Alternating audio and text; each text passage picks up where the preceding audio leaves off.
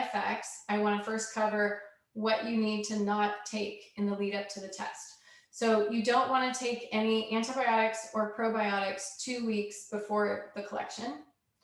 And when I've called the lab, they recommend that includes herbal antimicrobials, like maybe oregano if you're doing a program to, kill off some yeast overgrowth. So no antibiotics or probiotics for 2 weeks. Foods that are cultured, like sauerkraut or yogurt, is fine. And you also don't want to do any binders like bentonite clay or zeolite or charcoal for 4 days before you collect the samples. Are you taking anything that would fit into those categories? No. Okay, great. Then you're good there. Then let's jump into how to do the collection. So basically they give you, and you can see on this PDF here, you can see that they give you a collection device. It's basically a paper, tray or, bowl. And you're gonna collect your stool sample in that collection device. And then you're gonna scoop into the various vials. And they have directions on the vials on how much to fill them up. But essentially you wanna transfer with the scoopers that are provided inside the lid of the collection tubes. You're gonna scoop into the various collection tubes, and then you're gonna put that in the fridge. And then this is the 3-day collection. So then you do it again the next day, and then you do it again the next day. Now for patients who might skip a bowel movement on a day, you can just wait until the following day. You basically want to do 3 sample collections, as consecutive as you can based on when you're having bowel movements, but separated by at least a day. Any particular time of day that it should be done? When you have a bowel movement.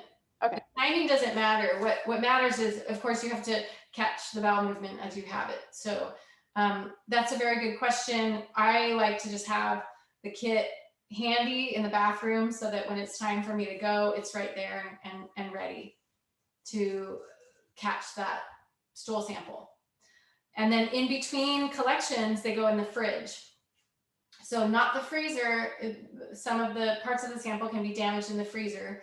You want to put, when you transfer to the vials, all that goes into the refrigerator. And then the next day you do it again and it goes into the refrigerator.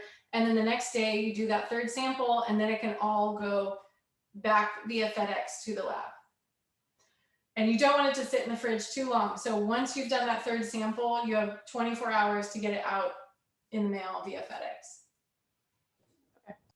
Okay, do you have any questions about what we covered so far? Nope.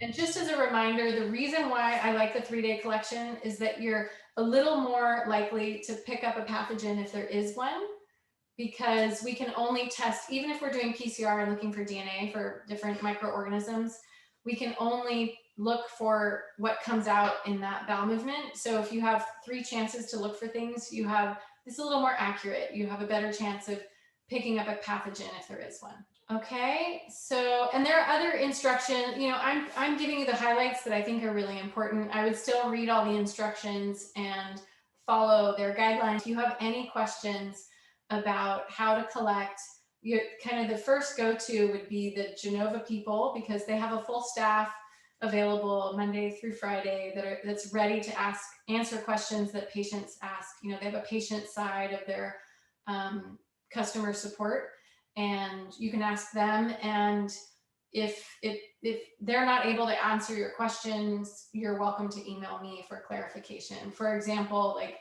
is this a product that I should not take before I do this collection? Okay, cool. Okay, and then of course, just as a reminder, when you get the paperwork, ignore anything that is mentioned about payment because you've already paid. You don't have to fill out anything. It should be marked practitioner pay, but the payment section you can just ignore because you've already paid for it. Okay, and also a reminder, just make sure you put your name and fill out on each vial, and on the requisition they ask for things like your name, your date of birth, the time of collection. Okay.